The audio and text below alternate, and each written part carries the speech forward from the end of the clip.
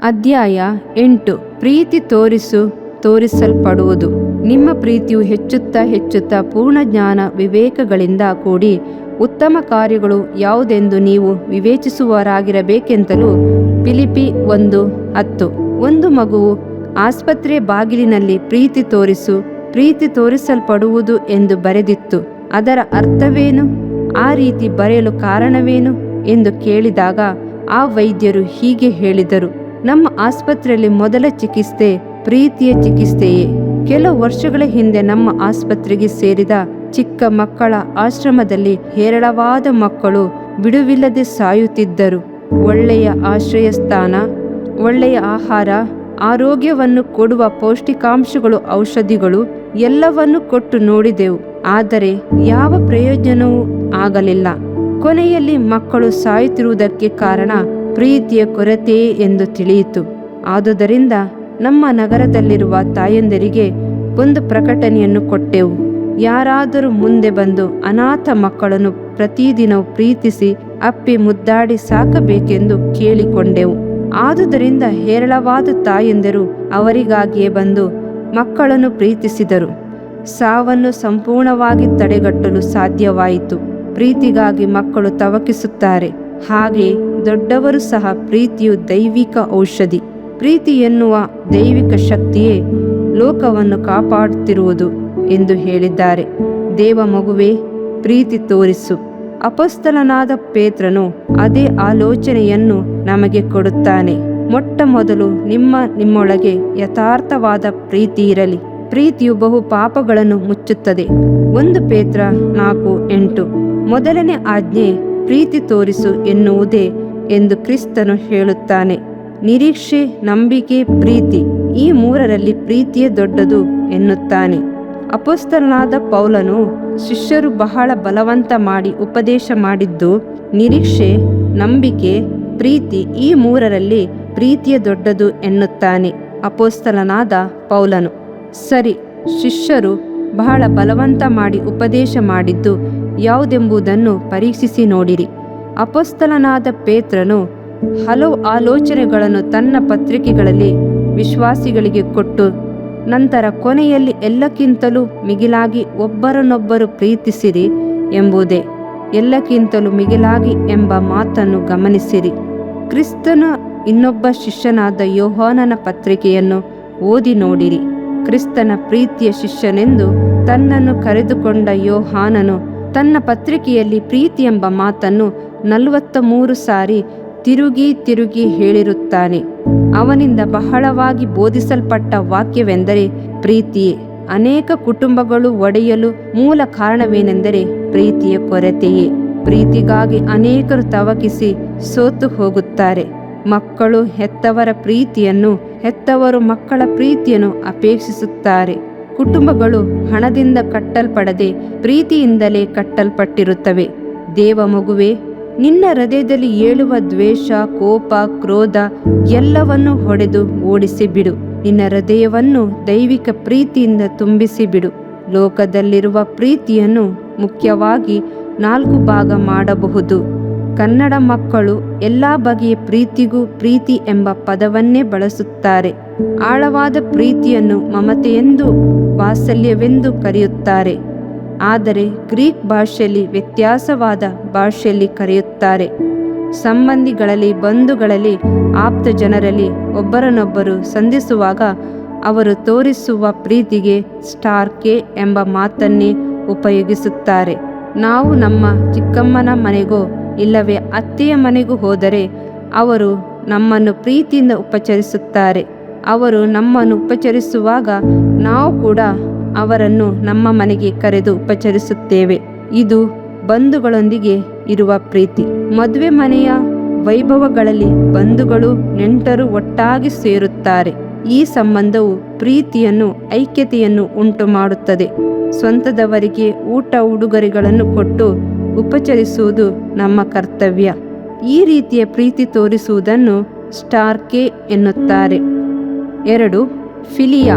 ಸ್ನೇಹಿತರೊಂದಿಗೆ, ಆಪ್ತರೊಂದಿಗೆ ತೋರಿಸುವ ಪ್ರೀತಿಯನ್ನು ಫಿಲಿಯಾ ಎನ್ನುತ್ತಾರೆ. ಒಬ್ಬ ಸ್ನೇಹಿತನು ಇನ್ನೊಬ್ಬ ಸ್ನೇಹಿತನೊಂದಿಗೆ ಮನಸ್ಸು ಬಿಚ್ಚಿ ಮಾತನಾಡುತ್ತಾನೆ. ತನ್ನ ಸ್ನೇಹಿತನಿಗಾಗಿ ಯಾವ ತ್ಯಾಗವನ್ನಾದರೂ ಮಾಡಲು ಸಿದ್ಧನಾಗಿರುತ್ತಾನೆ. ತನ್ನ ಭಾರವನ್ನೆಲ್ಲವನ್ನು ಸ್ನೇಹಿತರೊಂದಿಗೆ ಹೇಳಿಕೊಂಡು ಆಲೋಚನೆಯನ್ನು ಹೇಳುತ್ತಾನೆ. ಒಬ್ಬನು ತನ್ನ ಸ್ನೇಹಿತರಿಗೋಸ್ಕರ ಪ್ರಾಣವನ್ನೇ ಕೊಡುತ್ತಾನೆಂದು ಸತ್ಯವೇದ ಹೇಳುತ್ತದೆ. ಅದು ಎರಡನೆಯ ಬಗೆಯ ಪ್ರೀತಿ. 3. ಎರಾಸ್. ಇದು ಶಾರೀರಿಕವಾದ ಪ್ರೀತಿ, ಕಾಮುಕ ಕಣ್ಣುಗಳಿಂದ ನೋಡುವ ಪ್ರೀತಿ, ಗಂಡ ಹೆಂಡತಿಯರ ನಡುವೆ ಇರುವಂಥದ್ದು. ಶರೀರ ಸಂಬಂಧವಾದ ಕುಟುಂಬದಲ್ಲಿ ಜೀವಿಸುವಾಗ ಒಬ್ಬರನ್ನೊಬ್ಬರು ಅರಿತುಕೊಂಡು ನಡೆಯುವಂತಹ ಪ್ರೀತಿ, ಹೊಸ ಜೀವನವನ್ನು ನಡೆಸಲು ಇರುವಂಥ ಪ್ರೀತಿ. ಈ ಪ್ರೀತಿಯು ಕುಟುಂಬಗಳನ್ನು ಕಟ್ಟಿ ಎಬ್ಬಿಸುತ್ತದೆ. 4. ಅಗಾಪೆ. ಪ್ರೀತಿಯಲ್ಲಿ ವಿಶೇಷವಾದ ಪ್ರೀತಿಯೇ ಈ ಪ್ರೀತಿ. ಅಗಾಪೆ ಎಂದರೆ ತ್ಯಾಗವಾದ ಪ್ರೀತಿಯ ಎಂದರ್ಥ. ಕರ್ತನು ನಮ್ಮನ್ನು ಪ್ರೀತಿಸುವ ದೈವಿಕ ಪ್ರೀತಿಗೆ ಅಗಾಪೆ ಎಂದು ಹೆಸರು. ನಾವು ಪಾಪಿಗಳಾಗಿದ್ದಾಗಲೂ ಆತನೇ ನಮ್ಮನ್ನು ಹುಡುಕಿಕೊಂಡು ಬಂದು ಪ್ರೀತಿ ತೋರಿಸದನಲ್ಲ. ನಮ್ಮ ಅಕ್ರಮಗಳಿಗಾಗಿ ತನ್ನ ಜೀವವನ್ನೇ ಕೊಟ್ಟಾನಲ್ಲ. ನಾವು ಆತನ ಪ್ರೀತಿಯನ್ನು ತಿರಸ್ಕರಿಸಿ ದೂರ ಹೋದಾಗಲೂ ಆತನು ನಮ್ಮನ್ನು ಪ್ರೀತಿಸಿದನಲ್ಲ. ಇದನ್ನೇ ಅಗಾಪೆ ಪ್ರೀತಿ ಎನ್ನುವರು. ವೈರಿಗಳನ್ನು ಪ್ರೀತಿಸಿರಿ ಎಂದು ಮತ್ತಾಯ 5:44 ಬರೆಯಲ್ಪಟ್ಟ ಪ್ರೀತಿಯೇ ಅಗಾಪೆ ಪ್ರೀತಿ. ಶತ್ರುಗಳನ್ನು ಆ ದೈವಿಕ ಪ್ರೀತಿಯಿಂದ ಪ್ರೀತಿಸಿರಿ ಎಂಬುದೇ ಈ ಅಗಾಪೆ ಶಬ್ದದ ಅರ್ಥ. ದೇವ ಮಗುವೆ, ಈ ಅಗಾಪೆ ಎಂಬ ದೈವಿಕ ಪ್ರೀತಿಯಿಂದ ಯಾವಾಗಲೂ ತುಂಬಲ್ಪಟ್ಟಿರು. ನಿನ್ನಿಂದ ಪ್ರೀತಿಯ ಕಾಲುವೆಗಳ ಮೂಲಕ ಹರಿದು ನಿನ್ನ ಶತ್ರುಗಳನ್ನು ಪ್ರೀತಿಯಿಂದ ತುಂಬಿಸಲಿ. ಅಪೊಸ್ತಲನಾದ ಯೋಹಾನನು ಬರೆಯುತ್ತಾನೆ, ಪ್ರಿಯರಾದ ಮಕ್ಕಳೇ, ನಾವು ಬರೀ ಬಾಯಿ ಮಾತಿನಿಂದಾಗಲಿ ಬಾಯ ಉಪಚಾರದಿಂದಾಗಲಿ ಪ್ರೀತಿಸುವರಾಗಿರಬಾರದು. ನಿಮ್ಮ ಪ್ರೀತಿಯು ಕೃತ್ಯಗಳಲ್ಲಿಯೂ ಸತ್ಯದಲ್ಲಿಯೂ ತೋರಬೇಕು. 1 ಯೋಹಾನ 3:18. ಎಲ್ಲ ಪ್ರೀತಿಗಿಂತಲೂ ನಾವು ಕರ್ತನ ಬಳಿಯಲ್ಲಿ ತೋರಿಸುವ ಪ್ರೀತಿಯು ವಿಶೇಷವಾದುದಾಗಿರಬೇಕು. ನಮ್ಮ ಬಂಧು ಬಾಂಧವರಿಗಿಂತಲೂ ಹೆಚ್ಚಾಗಿ ನಾವು ಕರ್ತನನ್ನು ಹೆಚ್ಚಾಗಿ ಪ್ರೀತಿಸುವರಾಗಿರಬೇಕು. ನಮ್ಮ ರಕ್ಷಕನು ಪ್ರೀತಿ ಸ್ವರೂಪಿ. ನಮ್ಮ ಪ್ರೀತಿಗಾಗಿ ಆತನು ಹಂಬಲಿಸುತ್ತಾನೆ. ನಾವು ಕರ್ತನನ್ನು ಅಧಿಕವಾಗಿ ಪ್ರೀತಿಸಲು ತೀರ್ಮಾನಿಸೋಣ. ಸತ್ಯವೇದದಲ್ಲಿರುವ ಎಲ್ಲ ಆಜ್ಞೆಗಳಿಗಿಂತಲೂ ಪ್ರಧಾನವಾದ ಆಜ್ಞೆಯೇ ನಾವು ದೇವರನ್ನು ಪ್ರೀತಿಸುವ ಪ್ರೀತಿಯಾಗಿದೆ. ನೀನು ನಿನ್ನ ದೇವರಾದ ಕರ್ತನನ್ನು ಪೂರ್ಣ ಪ್ರಾಣದಿಂದಲೂ ಪೂರ್ಣ ಹೃದಯದಿಂದಲೂ ಪೂರ್ಣ ಬುದ್ಧಿಯಿಂದಲೂ ಪ್ರೀತಿಸಬೇಕೆಂಬುದೇ ಸಂಪೂರ್ಣವಾದ ಪ್ರೀತಿಯನ್ನು, ಅಂದರೆ 100ಕ್ಕೆ 100ರಷ್ಟು ಪ್ರೀತಿಯನ್ನು ಆತನು ನಮ್ಮಿಂದ ಎದುರು ನೋಡುತ್ತಾನೆ. ಕೆಲವರು ಮನಸ್ಸಿನಲ್ಲಿಯೇ ನಾನು ಕರ್ತನನ್ನು ಪ್ರೀತಿಸುತ್ತೇನೆ ಎನ್ನುತ್ತಾರೆ, ಆದರೆ ಕ್ರಿಯೆಯಲ್ಲಿ ಪ್ರೀತಿಯನ್ನು ಪ್ರಕಟಿಸುವುದಿಲ್ಲ. ಆದುದರಿಂದ ಏನು ಪ್ರಯೋಜನ? ದೇವಮಗುವೆ, ನೀನು ಕರ್ತನನ್ನು ಪ್ರೀತಿಸುವಾಗ ನಿನ್ನ ಆತ್ಮ, ಪ್ರಾಣ, ಶರೀರ ಎಲ್ಲವೂ ಏಕತೆಯಿಂದ ಕೂಡಿದ್ದಾಗಿರಲಿ. ದೇವ ಪ್ರೀತಿಯಿಂದ ತುಂಬಲ್ಪಟ್ಟ ದಾವೀದನು ಕರ್ತನ ಒಡಂಬಡಿಕೆಯ ಮಂಜೂಷದ ಮುಂದೆ ತನ್ನ ಪೂರ್ಣ ಬಲದಿಂದ ನಾಟ್ಯವಾಡಿ ಕರ್ತನನ್ನು ಸ್ತುತಿಸಿ ಕುರಿ ದನಗಳನ್ನು ಯಜ್ಞ ಮಾಡಿದನು. 2 ಸಾಮುವೇಲ 6:16. ಆ ಪರಿಶುದ್ಧವಾದ ಪ್ರೀತಿಯನ್ನು ನಾಟ್ಯದಿಂದ ಪ್ರಕಟಿಸಿದನು. ನಾಚಿಕೆಯನ್ನು ಮರೆತನು, ರಾಜನೆಂಬುದನ್ನು ಮರೆತನು, ಅಂತಸ್ತನ್ನು ಮರೆತನು. ಅವನು ತನ್ನ ಪ್ರೀತಿಯನ್ನು ಕ್ರಿಯೆಯಲ್ಲಿ ತೋರ್ಪಡಿಸಿದನು. ಹಾಲೆಲೂಯ. ನನ್ನ ಬಲವಾಗಿರುವ ಯೆಹೋವನೇ, ನಿನ್ನಲ್ಲಿಯೇ ಮಮತೆ ಇಡುತ್ತೇನೆ ಎನ್ನುತ್ತಾನೆ. ಕೀರ್ತನೆ 18:1. ಹೊಸ ಒಡಂಬಡಿಕೆಯಲ್ಲಿ ನಾವು ಹೇಗೆ ದೇವರನ್ನು ಪ್ರೀತಿಸಬೇಕೆಂಬುದನ್ನು ಮಾರ್ಕ 12:30 ಹೇಳಿಯದೆ. ಹಳೆಯ ಒಡಂಬಡಿಕೆಯಲ್ಲಿ ಧರ್ಮೋಪದೇಶ ಕಾಂಡ 6:5 ದೇವರನ್ನು ನಾವು 3 ರೀತಿಯಲ್ಲಿ ಪ್ರೀತಿ ತೋರಿಸಬೇಕೆಂಬುದನ್ನು ಸೂಚಿಸುತ್ತದೆ. 1ನೇದಾಗಿ ಪೂರ್ಣ ಹೃದಯದಿಂದ, 2ನೇದಾಗಿ ಪೂರ್ಣ ಆತ್ಮದಿಂದ, 3ನೇದಾಗಿ ಪೂರ್ಣ ಬಲದಿಂದ. ಮಾರ್ಕ 12:30 ಇನ್ನೊಂದು ಕಾರ್ಯವನ್ನು 4ನೇದಾಗಿ ಹೇಳಿಯದೆ, ಅದು ಪೂರ್ಣ ಮನಸ್ಸಿನಿಂದ ಎಂಬ ಮಾತು. ಹಳೆಯ ಒಡಂಬಡಿಕೆಯಲ್ಲಿ ಪೂರ್ಣ ಮನಸ್ಸಿನಿಂದ ಎಂಬ ಆಜ್ಞೆಯು ಕೊಡಲ್ಪಟ್ಟಿಲ್ಲ. ಏಕೆ ಕರ್ತನು ಪೂರ್ಣ ಮನಸ್ಸು ಎಂಬ ಮಾತನ್ನು ಹೊಸ ಒಡಂಬಡಿಕೆಯಲ್ಲಿ ಸೇರಿಸಿದನು? ಅದಕ್ಕೆ ಕಾರಣವೇನು? ಹೌದು, ಹೊಸ ಒಡಂಬಡಿಕೆಯಲ್ಲಿ ಆಜ್ಞೆಗಳು ಮನಸ್ಸಿನಲ್ಲಿ ಆರಂಭವಾದವುಗಳು. ಹಳೆಯ ಒಡಂಬಡಿಕೆಯಲ್ಲಿ ಕ್ರಿಯೆಗಳಿಗೆ ಮುಖ್ಯತ್ವ ಕೊಟ್ಟಿತು. ಆದರೆ ಹೊಸ ಒಡಂಬಡಿಕೆಯಲ್ಲಿ ಆಲೋಚನೆಗಳಿಗೆ ಮೊದಲ ಸ್ಥಾನ ಕೊಡುತ್ತದೆ. ಹಳೆಯ ಒಡಂಬಡಿಕೆಯಲ್ಲಿ ಸಹೋದರನನ್ನು ಕೊಲೆ ಮಾಡಿದರೆ ಪಾಪ ಎಂದು ಬೋಧಿಸಿದರೆ, ಹೊಸ ಒಡಂಬಡಿಕೆಯಲ್ಲಿ ದ್ವೇಷಿಸಿದರೆ ಪಾಪವೆನ್ನುತ್ತದೆ. ಹಳೆಯ ಒಡಂಬಡಿಕೆಯಲ್ಲಿ ವ್ಯಭಿಚಾರ ಮಾಡಿದರೆ ಪಾಪ ಎಂದರೆ, ಹೊಸ ಒಡಂಬಡಿಕೆಯಲ್ಲಿ ಇಚ್ಛೆಗಳಿಂದ ನೋಡುವುದೇ ಪಾಪವೆನ್ನುತ್ತದೆ. ಹಳೆಯ ಒಡಂಬಡಿಕೆಯು ಕ್ರಿಯೆಗಳಿಗೆ ಮುಖ್ಯತ್ವ ಕೊಡುತ್ತದೆ, ಆದರೆ ಹೊಸ ಒಡಂಬಡಿಕೆಯು ಆಲೋಚನೆಗಳಲ್ಲಿ ಪರಿಶುದ್ಧತೆಯನ್ನು ಎದುರು ನೋಡುತ್ತದೆ. ಕರ್ತನನ್ನು ಪ್ರೀತಿಸುವಾಗ ಆ ಪ್ರೀತಿಯನ್ನು ಕ್ರಿಯೆಯಲ್ಲಿ ಹೊರಪಡಿಸುವ ಮೊದಲು ನಿನ್ನ ಹೃದಯದಲ್ಲಿ ಆ ಪ್ರೀತಿ ಆರಂಭವಾಗಬೇಕು. ನೀನು ನಿನ್ನ ಮನಸಾರೆ ಆತನನ್ನು ಪ್ರೀತಿಸಬೇಕೆಂದು ಕರ್ತನು ಎದುರು ನೋಡುತ್ತಾನೆ. ದೇವ ಮಗುವೆ, ನೀನು ನಿನ್ನ ದೇವರಾದ ಕರ್ತನನ್ನು ಪೂರ್ಣ ಮನಸ್ಸಿನಿಂದ ಪ್ರೀತಿಸುವಾಗ ಈ ಲೋಕದಲ್ಲಿ ಸಂಭವಿಸುವ ಎಲ್ಲ ಕೇಡುಗಳಿಂದ ನೀನು ತಪ್ಪಿಸಿಕೊಳ್ಳುವಿ.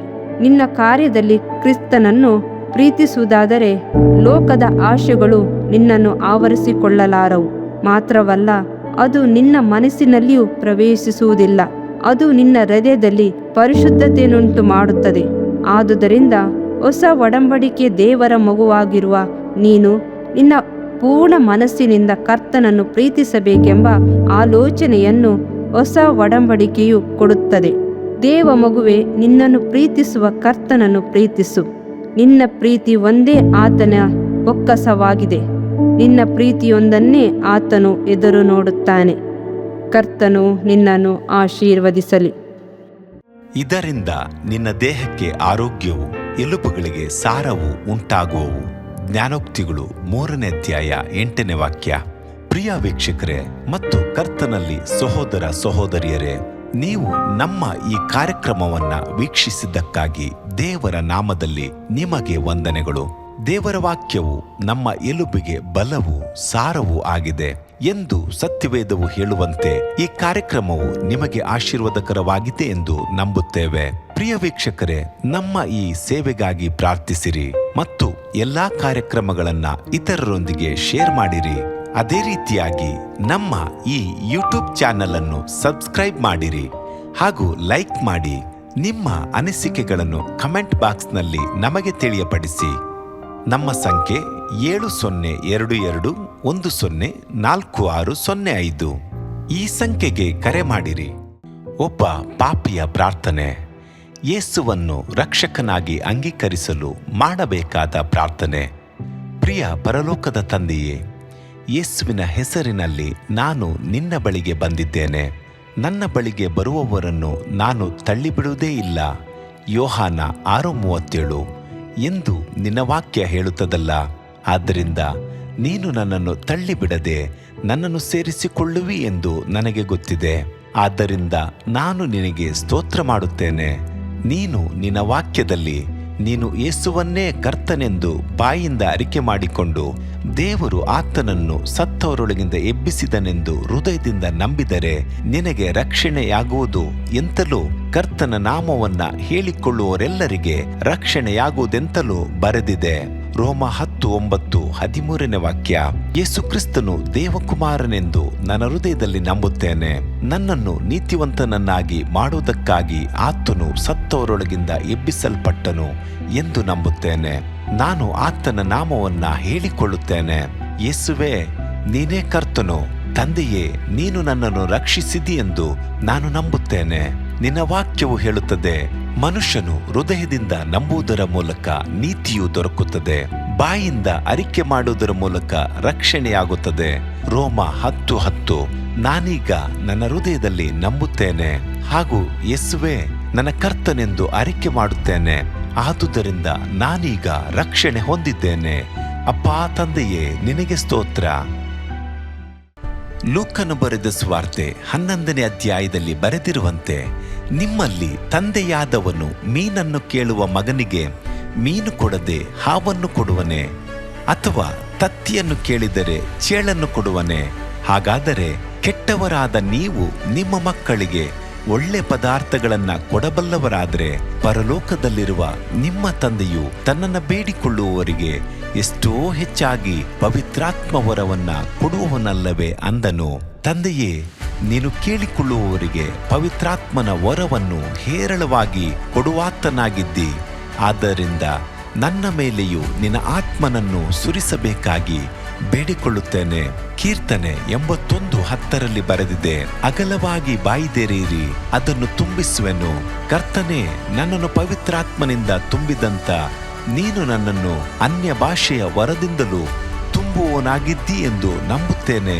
ಅದರಂತೆ ನಾನು ನನ್ನ ಬಾಯಿಯನ್ನು ತೆರೆದು ನಿನ್ನ ಸ್ತೋತ್ರ ಮಾಡುವಾಗ ಅನ್ಯ ಭಾಷೆಯ ಅಭಿಷೇಕದಿಂದ ನನ್ನನ್ನು ತುಂಬುವವನಾಗಿದ್ದಿ ಎಂದು ನಂಬುತ್ತೇನೆ. ಈಗ ನೀವು ನಿಮ್ಮ ಬಾಯಿಯನ್ನು ತೆರೆದು ಮಾತನಾಡುವಾಗ ಪವಿತ್ರಾತ್ಮನು ನಿಮ್ಮ ಬಾಯಿಯನ್ನು ತನ್ನ ಭಾಷೆಯಿಂದ ತುಂಬುವವನಾಗಿದ್ದಾನೆ. ಇದು ದೇವರ ಭಾಷೆಯಾಗಿದೆ.